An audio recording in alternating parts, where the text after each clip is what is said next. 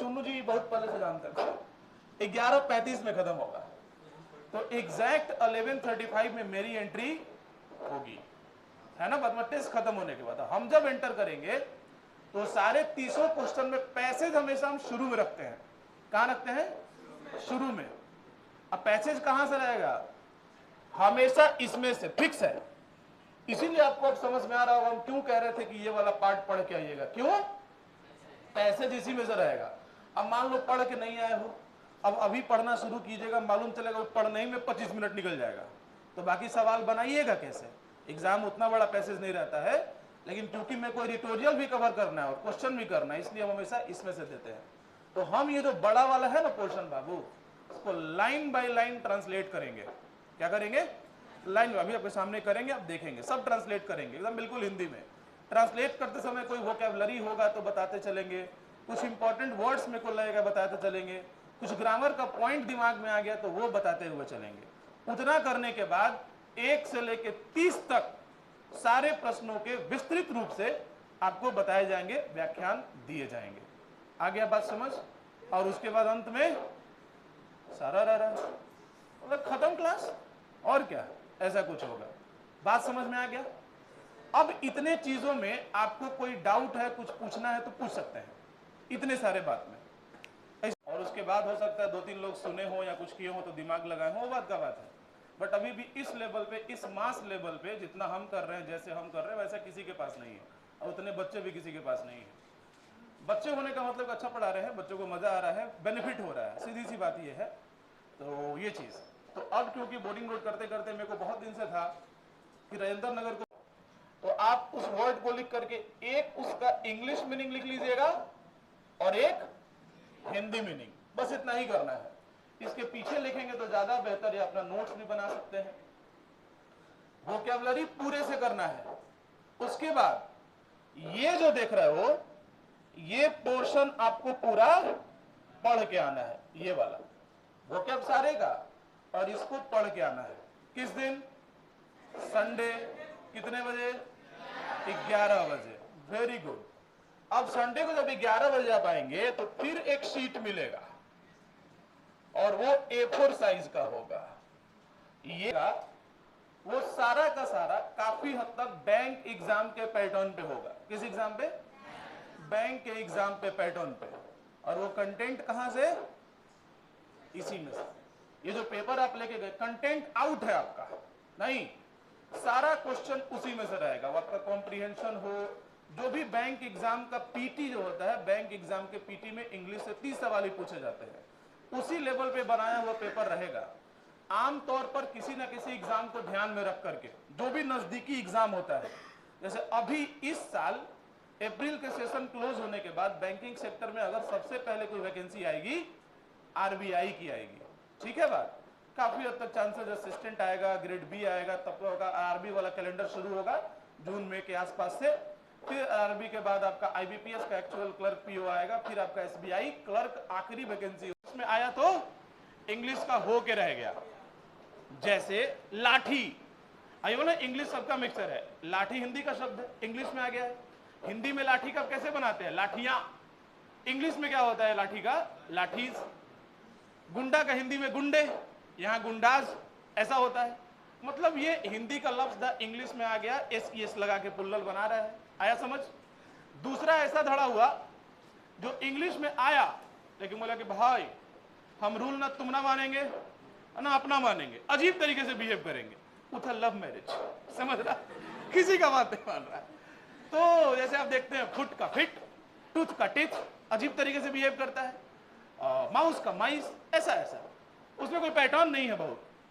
तीसरा ऐसा धड़ा हुआ जो लैटिन लैंग्वेज का धड़ा था। किसका धड़ा था? लैटिन का। मतलब एक वाई तो पति परमेश्वर, दूसरा का तो न पति न परमेश्वर, कुछ नहीं। और तीसरा का क्या सीन है? बोले कि आ तो गए हैं ब्याह के तुम्हारे घर, लेकिन रूल तुम्हारे यहाँ का नहीं मानेंगे। उठते हो गए लोग तुम्हारे यहाँ, ये देखो ना पुरस्ती ला रही, हाँ हम ऐसे करेंगे। ऐसा कुछ नहीं कीजिएगा, जब तक ब्याह नहीं हुआ तब तक ख्यालों में जी रही है आप, होने दीजिए। तो क्या बोले भाई, क्या बोलता है? समझता है कि हाँ तुम्हारे घर उठते होंगे लोग 5 बजे सुबह में, हम तो पापा के परी हैं, हम उठेंगे दोपहर में 2 बजे ही। ऐसा होता है। तुमको भर भर कितना दहेज कह लिए दिए हैं, उस तरह का सीन। तो असल में इस तरह का धड़ा कौन सा था? लैटिन लैंग्वेज का। कौन सा language? Latin. Latin language English में आ तो गया, लेकिन वो इंग्लिश का रूल्स रेगुलेशन नहीं माना। बोला कि आएंगे तुम्हारे यहां ब्याह करके, उठेंगे 2 बजे, रूल मानेंगे अपना वाला ही। तो इसीलिए कुछ कुछ लैटिन वर्ड जब इंग्लिश में है तो अपने हिसाब से माने। उसी में से एक है जो क्राइसिस देख रहे हो। तो रूल होता है कि ऐसा लैटिन वर्ड जिसके लास्ट में IS लगा हो, वो क्या होता है? सिंगुलर होता है। IS के बदले में ES लिख दो, क्या बन जाएगा? प्लूरल। जैसे तुमने देखा क्राइसिस, क्या होगा भाई? क्राइसिस, ES लगा दोगे। Basis, diagnosis, hypothesis, axis, analysis, ये सब इसी का एग्जांपल है। अब बात समझो। तो तुमने जो कंटेंट में देखा होगा ना, तो निकाल कर भी देखो, गधा और गधी, मूर्खा और मूर्खी, देवियों एवं सज्जनों भी, उसमें लिखा होगा क्राइसिस। देखो, समझा? लेकिन तुम्हारे पास चीटिंग करने से फुर्सत मिले तब नहीं दिमाग लगाओ, लड़ गए। प्लूरल, तो ऐसा ऑप्शन चूज करेंगे जो प्लूरल हो। भाई मेरे, पहला क्राइसिस क्या है? सिंगुलर। डिफिकल्टी सिंगुलर है, प्लूरल होता है डिफिकल्टीज। इशू का इशूज, सीज। अब पांचवा में प्रॉब्लम नहीं, प्रॉब्लम्स हो रहा होता। स्टार्टिंग में तुमको लगा ये सब तो ऑप्शन एक ही लग रहा है, कौन सा करे? फिर तो लगा ओ मनोहर पोथी तो है ही है, चलो चलते हैं, लड़ गया। इसीलिए पहला ही ऑप्शन दिए हम, क्या? उसको हम आगे भी दे सकते थे। ये सब साइकोलॉजी है, it's not only about grammar. जानबूझ के देखे तुमको आगे मन भी करे, मार दो उस मन को, नहीं पढ़ेंगे, मिल गया। समझ रहा है? और आपने कर दिया। तो प्लूरल नाउन चाहिए था। प्लूरल कौन सा है? 4 नंबर। उम्मीद करते हैं बात समझ में आया। सारा ऑप्शन साइनो था, सारा, खाली ग्रामर के आधार पर चौथा आंसर होगा। ओके, अब देखते हैं। थोड़ा सा गर्दन भिगा ले भाई। कहां नजर आ रहा है? Pakistan seems to be undergoing. Undergo का मतलब किस चीज से हो करके गुजरना, महसूस करना, एक्सपीरियंस करना। तो आज पाकिस्तान में क्या हो रहा है? तो राजनीतिक तौर पे, आर्थिक तौर पे, सुरक्षा के लिहाज से संकट बना हुआ है। न्यूज में आए दिन पढ़ने को मिलता होगा आपको। आगे देखिए, अंडरगोइंग एन इम्प्लोजन। इम्प्लोजन का मतलब है कि और बड़ा रूप, विकराल रूप धारण करते चला जा रहा है। विद सक्सेसिव, ये एक प्रॉब्लम। फिर से ध्यान दो, ऑथर एक स्टेटमेंट कह दिए कि साउथ एशिया में चीजें ठीक ठाक हमेशा नहीं रहती हैं। कैसे नहीं रहती हैं उसका एग्जाम्पल अब दे रहे हैं। एक एग्जाम्पल किसका दिए?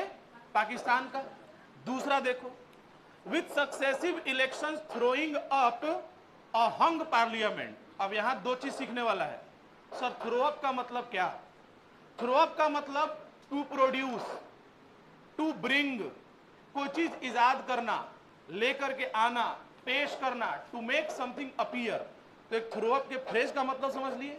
और एक और एलिमेंट मिला, अ हंग पार्लियामेंट। अ हंग पार्लियामेंट का मतलब क्या यार? अ हंग पार्लियामेंट एक ऐसी पार्लियामेंट होती है, राज्य में कभी भी कहीं पे भी सरकार बनाने के लिए आपको बहुमत का जरूरत पड़ता है। और जब किसी भी एक दल को या दलों के समूह को बहुमत हासिल नहीं हो तो पार्लियामेंट में क्या होगा? सरकार किसी की बनेगी ही नहीं। तो वही री इलेक्शन करवाना पड़ता है। फिर करवाते हैं, फिर करवा रहे हैं, फिर बहुमत नहीं मिला, फिर करवाते हैं, फिर नहीं मिला,